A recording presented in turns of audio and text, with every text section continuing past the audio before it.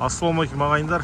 Бүгін сіздерге Америкадағы тұратын үйлерімізге және Америкадағы қандай жақсы нәрселер бар, қандай артықшылықтар бар, солар туралы түсіндіретін боламын. Қарап тұрсаңыздар, мынау біз тұратын пәтер үйлердің жиынтығы Коста Верде деп аталады. Қарасаңыздар, міне өте ұзын. Bir басы мына жақта болса, келесі басы міне қараңыздар. Анау жақта тұр.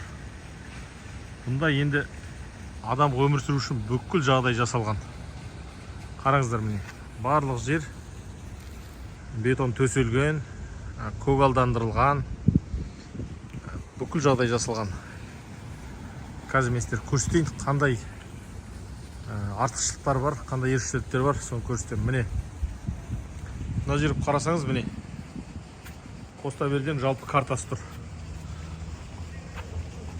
Картада қарасаңыздар, міне барлық үйлердің жиынтығы көрсетілген. Қарасаңыздар, міне бір бассейн, екі бассейн, үш бассейн, және мен осы арада тұрмын. Және джакузилер тұр. Бұлар жыл 12 ай ашық тұрады. Осы үйдің тұрғындарына. Енді үйдің маңайын қарасаңыздар, міне бүкіл нелер deyip тастаған. Қараңыздар. Сосын әрбір үйге сіз осы үйден жалдап алсаңыз, сізге міндетті түрде бір машинаңызға арналған паркингтен бір орын беріледі. Тағы да қосымша $100 төлесеңіз айына екінші үйге беріледі, яғни екінші машинаға орын беріледі. Сосын қарасаңыздар, міне әрбір үйдің маңайы осылай көгалдандырылған, керемет жасап тастаған. Сосын балаларға арналған осындай ойын алаңдары бар. Керемет енді. Мына алаңның еденін қарасаңыз, бұл жұмсақ резинадан жасалған, бала құласа да қатты жарақат алмайды. Сосын қараңыздар, міне ойнап жүрсе, төбесінен басынан күн өтпесін деп мынандай әдемі шатырлар салып қойған. Бала ойнайды, секіреді. Бірақ бұл жақта байқасаңыздар, міне қаншама үлкен үй, бірақ көшеде ойнап жүрген бір бала көрмейсіз. Не екен білмеймін, біздегі сияқты емес. Бізде осы ауылға апарып тастайды, дворда ойнап жүреді біздің балалар. Бізді мысалы ауылға апарып тастайды, өзіміз құлап, қанжалап, быт-шыт болып, жарақаттанып сөйтіп жүрмесеміз ғой. Бұл жақта олай емес, бала қатты қарайды. Тіпті осы алаңқайға алып келсе де ата-анасы қасында қарап тұрады. Бірге ойнайды, сондай. Уақытты қатты бірге өткізеді. Соны қараңыздар, міне бүкіл жол бәрін бөліп реттеп тастаған. Сосын бұл жақта жаңбыр жауса, міне қараңыздар, бордюрмен суағар жасап қойған. Егер қанша жаңбыр жауса да, біздегі сияқты су алып кетпейді. Су деген ағып кете береді. Ағып, жыра-жыра сайсала су өзен теңізге жоқ болып кетеді. Сосын тағы бір қызық, мынау RAV4 деген машина Америкада өте танымал. Corolla деген машина білесіздер ғой. Ең көп сатылатын Corolla, сосын екінші орында осы қазір RAV4 машинасы. Сосын үште бізді жақсы көретін Camry. Жалпы Японияның машиналары бұл жақта қатты бағаланады. Не қарасаңыздар, Mazda, Honda түріне, тағы да RAV4. Солай. Енді үйдің маңайын қарасаңыздар, міне ұрақ жасыл көгал. Қатты қарайды бұған. Мына пальмаларды қараңыздар, міне. Пальма деген негізі декоративті ағаш сияқты. Әдемі, бірақ білмеймін енді. Бір қызық. Мынау енді біздің үйдің алдындағы пәтер үйлер керемет енді, ішіне қарасаңыз. Бұлардың ішінде бассейні бар, спорт залы бар. Ет қақтап отыратын демалыс орнында отырып демалып ет қақтап жейтін жері бар, керемет. Сосын бұл жерде жылдың 360 күнінде күн жарқырап шығып тұрады. Тағы да бір қызық айтайын. Міне жаңа көрсеткен бассейндеріміздің бірі мына жерде тұр. Мынау джакузи. Джакузиді қарасаңыздар, бер жағында үнемі ыстық су болып тұрады. Ар жағында бассейн. Бассейнге түсіп берға секіре қойсаңыз болады. Қазір адам жоқ, көбінде адамдар кешке шомылады суға, жұмыстан кейін анау. Сосын міне Prius деген машина бар. Бұл да ең танымал. Өйткені Калифорнияда бензин басқа штаттармен салыстырғанда қымбат. Енді тағы да бір қызық айтайын. Міне мына жерді қарап тұрсаңыздар, өрт сөндіретін машиналарға арналған крандар бар. Егер өрт бірдеме шығатын болса, келе қояды да осы жерден суды алып, өртін сөндіреді, яғни суды пайдаланады. Кез келген кранның алдында қызыл сызық тұрады. Егер кез келген қызыл сызықты көрсеңіз, мына сияқты, ол жерге машинаңызды қоюға болмайды. Өйткені бұл өрт сөндіретін машиналарға сондай арналған орын. Егер осы жерді қалдырып кетсеңіз, бірден сізге айыппұл салады, машинаңызды алып кетеді. Сондықтан көрдіңіздер ме міне? Ешқашан сызықтың бойына машиналар қоймайды. Жалпы бұл Калифорния деген ең керемет штат. Адам өмір сүруге өте қолайлы. Біріншіден ауа райы өте қолайлы. Қарасаңыздар, бір адам жүгіріп барады, бәрі жаттығады. Адамдардың бәрі андай спортпен қатты айналысады негізі. Екіншісі кетті міне. Сол тағы да келесі видеоларымда өзіміз тұрып жатқан пәтерді таныстыратын боламын. Қандай қызық нәрселер білгілеріңіз келеді, пікірге қалдырып кетіңіздер. Сіздердің болған жақсылық дәулет.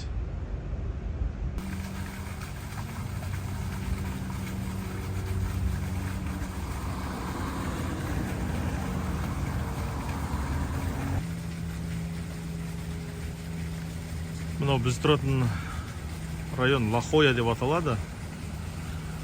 Және негізі бұл Сан-Диегоның құрамында болса да, Ла-Хоя Сити деп өзі жеке аталады екен. Бәрі осында үйлерден тұрады. Көптеген қонақ үйлер, бизнес-центрлер, сосын әртүрлі ғылыми зерттеу институттары орналасқан. Бұл жақта ғылым, білім қатты дамыған негізі.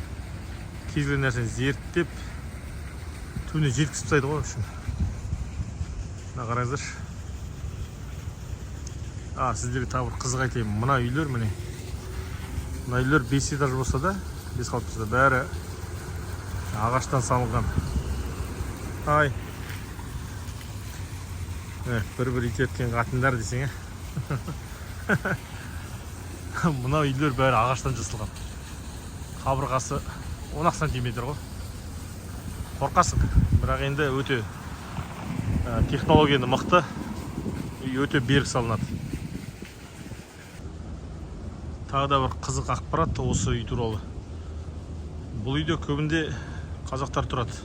Қазақтар көп, сосын қытайлар көп. Азиялықтар жинал болған. Қазақтар осында әртүрлі грин карта отқан қазақтар, әртүрлі оқу саласынан болашақпен келген қазақтар деген сияқты қазақтар тұрады. Жұмысын істейді, оқуын оқиды деген сияқты. Бұл тұрғын үйдің басы ана жақта болса, міне әлі жалғасып келе жатыр. Міне 2-3 көшені алып жатыр. Бір көше міне. Қараңыздар. Керемет емес пе? Көбейіп тұрған жер мұхит. Атлант мұхит жағасындамыз. Таңертең керемет бір сондай бір салқын ауа келеді. Теңізден әдемі ылғалды ауа келеді. Сондай бір керемет енді. Дөкей деген қашып кетейді.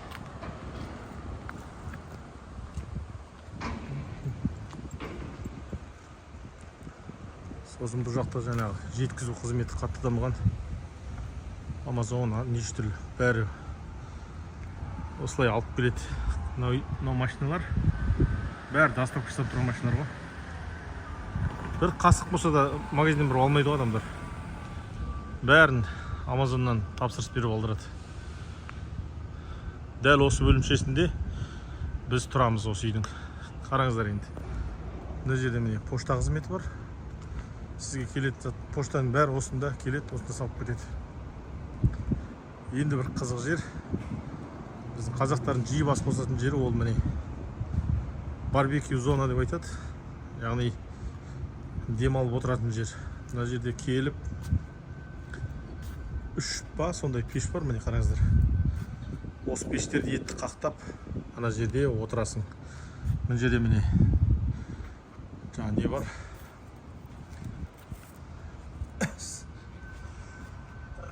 қол жуатын су алатын жер бар, бәрі істеп тұр міне.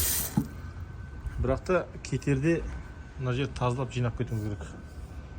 Қараңыздар, мына үйдің жаңағы әкімшілігі осы КСК-сы дейікші енді, күнде жуып тазалап тұратын жерлерді. Біз де өзіміз тазалап кетеміз, бірақ бәрібір де бұлар да күнде келіп тазалайды. Қараңыздар, міне адамдар жұмысын істеп жатыр. Тағы да бір рафтөрт дегендей. Сол маңайдың бәрі көгалдандырылған. Сондай керемет. Тағы да бір керемет нәрсе, фудтрак деген нәрсе бар. Яғни тамақ сататын машиналар бар. Келіп тұра қалады да 1-2 сағатқа тұрып, керек затын сатып кете қояды. Адамдар қалаған тамағын алып жей қояды. Қарасаңыз, міне Amazon заттарын тасымалдайды, күнде бәлендіреді. Сол. Енді міне паркингін қарасаңыз, керемет еді. Машинаңыз осында тұрады, жаз болса да, қыс болса да. Мынау біздің паркинг. Осы жерін лифтпен көтере қоясыз. Бұл үй енді 40-80 жылдар салынған үй, сонда да әлі әдемі де. Біздің жаңа қолданып отқандарымыз затымыз баяғыда қолданып ғой. Қараңыздар, неше түрлі тамақтар істейді. Бірақ енді көбінде халал емес болғандықтан біз алып жемейміз. Жесек сол еті жоқ бірдемелерін алып жейміз. Ірішікпен, анау-мынау дәмді жасайды.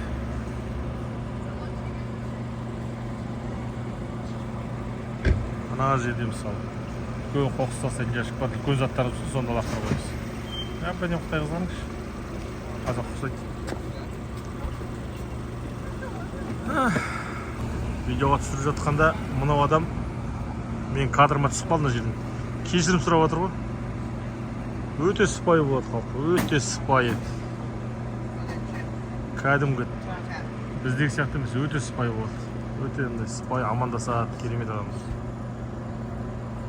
Білмеймін неге ондай екен. Сосын бұл ең жайлы қала, ең тыныш, адамдар асықпайды, жайбарақат қалалардың бірі болып саналады Америкада. Қараңыздаршы, өзімен өзі әркім.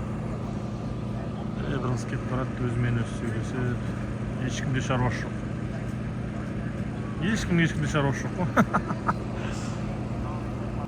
Мынау біздің үйдің кіре берісі. Қоқыс жәшік қараңыз, тап-таза. Мынау еще бірінші қабатында бізде фитнес-центр бар. Бізге тегін енді. Осы үйде тұратын адамдарға. Бірақ бір келмейсің ғой. Мына жерде жаңа музыка болғандықтан біз дыбысты алып тастадық.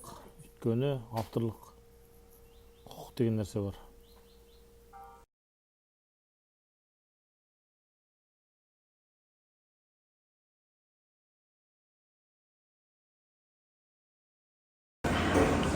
Қараңыздар, міне адамдар жаттығу жасап, қызық көңіл өткізіп отыр. Мен 4 қабатта тұрамын, сондықтан лифтті басамда 4-ке көтерілемін ғой. Бұл бөлме біздің 2 қабатта орналасқан демалыс орны. Бұл жерге өзіңізге қажет жұмыс істеп алуға болады, бильярд ойнауға болады. Мына жерде қарасаңыз, мен спорт зал көрініп тұр. Жалпы бұл жерде бильярд бар, сонымен қатар сыртта отырып демалып отырсаңыз болады. Және осы жерде туған күн анау-мынау өткізуге болады. Сондай керемет жер. Кітап оқысаңыз болады, келіп өз жұмысыңызды істесеңіз де болады. Керемет жер. Қарасаңыздар, көрініс осындай енді.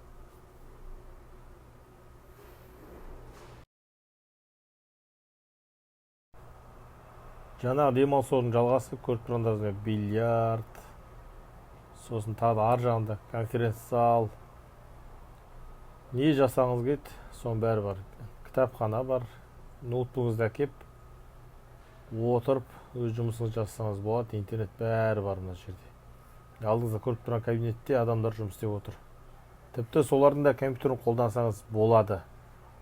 Мынау енді біздің лифт, камера, дыбыс бәрін жазған жерде. Көрдіңіздер ме? Міне, Ал мынау біздің енді холл. Бір қонақ үйдің ішіндегі не сияқты. Бірақ мынадан былай қарай ашық. Мына жерінде бетон. Көш ашық тұрады, өйткені бізде қыс болмайды ғой. Соны жылы. Енді мына көріністі қараңыздар. Мына жерде.